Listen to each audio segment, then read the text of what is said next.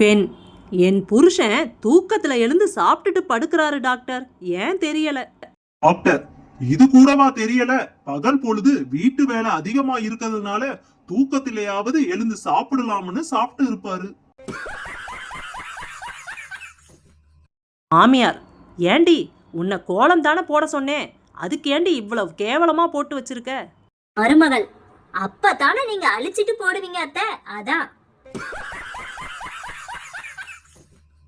கீதா, நான் சுடு தண்ணீர் வச்சா என் மாமியாரு கார குழம்பும் நீயே வச்சிருன்னு சொன்னாங்க.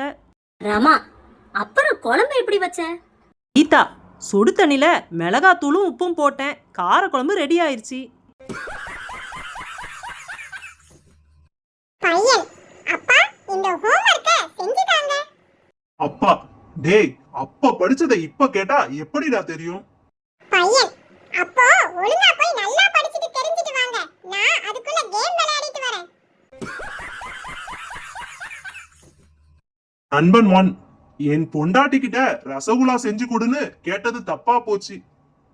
நண்பன் 2, ஏன் என்ன செஞ்சாங்க? நண்பன் 1, மீதி வந்த பூரி மாவு உருண்டைகளை வடித்த கஞ்சி தண்ணில போட்டு சர்க்கரை போட்டு இதுதான் ரசகுல்லான்னு கொடுக்குறா. ஊறின பிறகு எடுத்து சாப்பிடணுமா? என்ன கொடுமை இது! ராகவ், நேத்து ராத்திரி தூக்கத்துல பயங்கரமான பேய் கனவு. இருபா, அப்புறம் என்னாச்சு? ராகவ், பயந்து போய் எழுந்தா எதிரில என் கல்யாண போட்டோ. படக்குன்னு கண்ணை மூடிட்டு பேய் கனவையே கண்டினியூ பண்ணிட்டேன்.